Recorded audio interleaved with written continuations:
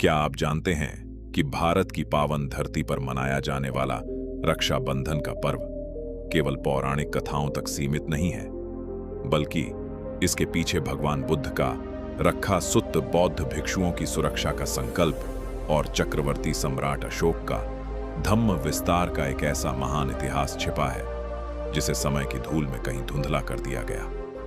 कलयुग का सबसे बड़ा सत्य यही है कि जब तक कोई समाज अपनी सांस्कृतिक जड़ों और अपने महापुरुषों के सच्चे इतिहास को नहीं पहचानता, तब तक वह दूसरों की बनाई मनगढ़ंत कथाओं में ही उलझा रहता है। प्राचीन भारत में रक्षा का अर्थ केवल किसी एक बहन द्वारा भाई की कलाई पर धागा बांधना नहीं था, बल्कि यह पूरे समाज, बौद्ध संघ, करुणा और मानवता की रक्षा का एक महासंकल्प था।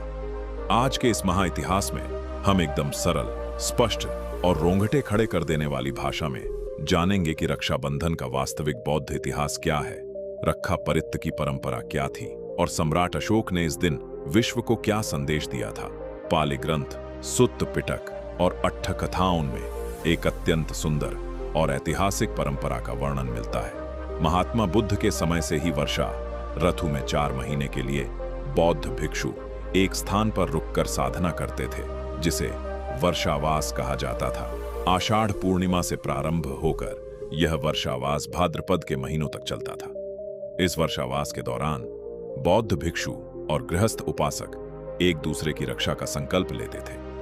गृहस्थ उपासक भिक्षुओं के भोजन, वस्त्र और निवास की रक्षा का वचन देते थे और बौद्ध भिक्षु अपने ज्ञान, शील और उपदेशों के माध्यम से पूरे समाज की मानसिक व नैतिक रक्षा का वचन देते थे। इसी पावन अवसर पर बौद्ध संघ में रक्षा सूत्र का पाठ किया जाता था। पाली भाषा का रक्षा शब्द ही कालांतर में बदलकर रक्षा बना। इस रक्षा सूत्र के पाठ के समय पीले या लाल रंग का एक पवित्र सूत, धागा, जिसे परित्य सूत्र या रक्षा सूत्र कहा जाता था, साधकों और उपासकों की कलाई पर बांधा जाता था। यह धागा इस बात का प्रतीक था कि मैं बुद्ध, धम्म और संघ की शरण में रहकर सत्य, अहिंसा, करुणा और अपनी शील, चरित्र की रक्षा करने का संकल्प लेता हूं। यह रक्षा सूत्र केवल किसी एक व्यक्ति की रक्षा का नहीं, बल्कि पूरे समाज में भाईचारे, सुरक्षा और समता की स्थापना का महासूत्र था।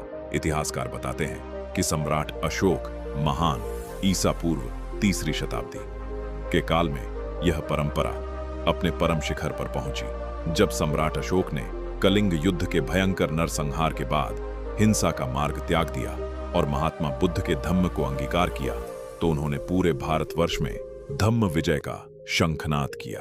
सम्राट अशोक ने श्रावण मास की पूर्णिमा के दिन अपने साम्राज्य के सभी नागरिकों, मंत्रियों, सैनिकों और बौद्ध भिक्षुओं को एक साथ एकत्र करके संपूर्ण राष्ट्र की रक्षा का संकल्प दिलाया था।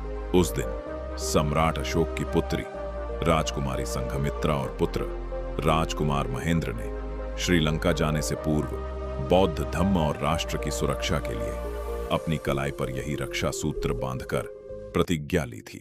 सम्राट अशोक का यह रक्षा सूत्र केवल अपनों की रक्षा का नहीं था, बल्कि इसमें यह संदेश छिपा था कि एक सशक्त राजा अपनी प्रजा की रक्षा करेगा, प्रजा अपने संतों भिक्षुओं की रक्षा करेगी और संपूर्ण समाज करुणा के साथ एक दूसरे की रक्षा करेगा। यही कारण था कि प्राचीन काल में सावन पूर्णिमा के दिन पूरे भारत में रक्षा पर्व अत्यंत हर्षोल्लास और भ्रातृभाव के साथ मनाया जाता था। समय चक्र बदला और जब भारत में बौद्ध संस्कृति का ह्रास हुआ, तो इस महान सामाजिक और राष्ट्रीय रक्षा संकल्प के स्वरूप को धीरे धीरे बदल दिया गया। इसके ऐतिहासिक और बौद्ध महत्व को पीछे धकेलकर इसमें तरह तरह की पौराणिक कथाएं जोड़ दी गई और इसे केवल एक सीमित पारिवारिक त्योहार का रूप दे दिया गया। लेकिन अशोककालीन शिलालेख और पाली साहित्य के पन्ने आज भी पुकार पुकार कर इस महान बौद्ध इतिहास की गवाही देते हैं। अगर हम रक्षाबंधन और बौद्ध इतिहास के इस पावन संबंध से 5 सबसे बड़े जीवन मंत्र सीखें, तो वे ये हैं। पहला जीवन मंत्र, केवल शरीर की नहीं, अपने शील और चरित्र की रक्षा करो। बुद्ध के रक्षा सूत्र का पहला नियम यही है कि इंसान का सबसे बड़ा रक्षा कवच उसका अपना शुद्ध चरित्र और उसके कर्म है। अगर आपके कर्म अच्छे हैं, आप अहिंसा और सत्य के मार्ग पर हैं, तो दुनिया की कोई भी बुराई आपका बाल भी बांका नहीं कर सकती। अपने शील की रक्षा करो। दूसरा, जीवन मंत्र। कमजोर और असहाय की रक्षा का संकल्प लो। रक्षा सूत्र बांधने का असली अर्थ केवल रस्म अदायगी नहीं है, बल्कि यह संकल्प लेना है कि आप समाज के कमजोर, असहाय, महिलाओं और शोषितों की रक्षा के लिए हमेशा फौलाद की तरह खड़े रहेंगे। अपनी ताकत का इस्तेमाल दूसरों को दबाने में नहीं, दूसरों को सुरक्षा देने में करो।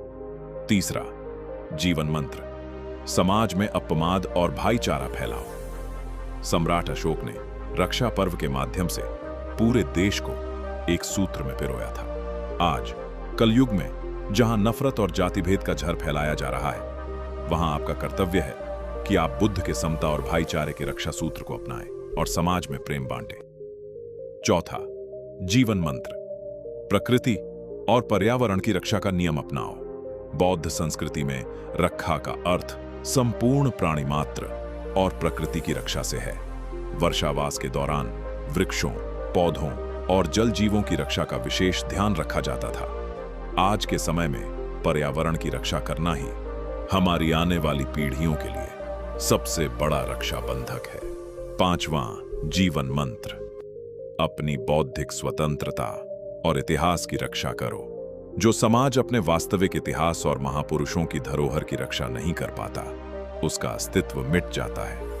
अपने इतिहास को पढ़ो, अपनी सोच को ज्ञानी बनाओ और अंधविश्वास से परे रहकर विवेक के मार्ग पर चलो। अब आपको सोचना है कि आपको क्या बनना है। क्या केवल एक धागा बांधकर रस्म पूरी करने वाला अज्ञानी बनना है, या फिर सम्राट अशोक और महात्मा बुद्ध के उस महान रक्षा संकल्प को समझकर सत्य, अहिंसा, करुणा और अपने समाज की रक्षा करने वाला एक स्वाभिमानी और अजेय नागरिक बनना है। धागे तो टूट जाते हैं, लेकिन जो संकल्प मन में बुद्ध के विचारों से बंध जाता है, उसे ब्रह्मांड की कोई ताकत नहीं तोड़ सकती। दोस्तों, रक्षा बंधन का यह बौद्ध इतिहास हमें याद दिलाता है कि हमारी संस्कृति कितनी विशाल, समावेशी और करुणा से भरी रही है। अपने मन से अज्ञानता के अंधकार को दूर भगाएं। महात्मा बुद्ध के रक्षा सूत्र और सम्राट अशोक के धम्म मार्ग को अपने जीवन का आधार बनाएं। सजग रहें, शांत रहें और अपने स्वाभिमान के साथ निर्भीक होकर आगे बढ़ते रहें। अगर आज की इस एकदम सरल, स्पष्ट और ऐतिहासिक वीडियो ने आपकी आंखें खोली हों और आपको रक्षाबंधन के सच्चे बौद्ध स्वरूप का बोध कराया हो, तो कमेंट में पूरी निष्ठा और स्वाभिमान के साथ नमो बुद्धाय जरूर लिखना। इस वीडियो को अपने हर मित्र और परिवार के सदस्य के साथ शेयर करें, ताकि भारत का सच्चा इतिहास हर घर तक पहुंच सके। चैनल पर नए हैं तो अभी सब्सक्राइब करें, ताकि आपको ऐसी ही कड़क, ऐतिहासिक और जीवन बदलने वाली वीडियो मिलती रहे। मिलते हैं अगले एक और महाऐतिहासिक और जीवन बदलने वाले विषय में। तब तक के लिए सजग रहिए, इतिहास को पहचानिए, शांत रहिए और बेखौफ आगे बढ़िए।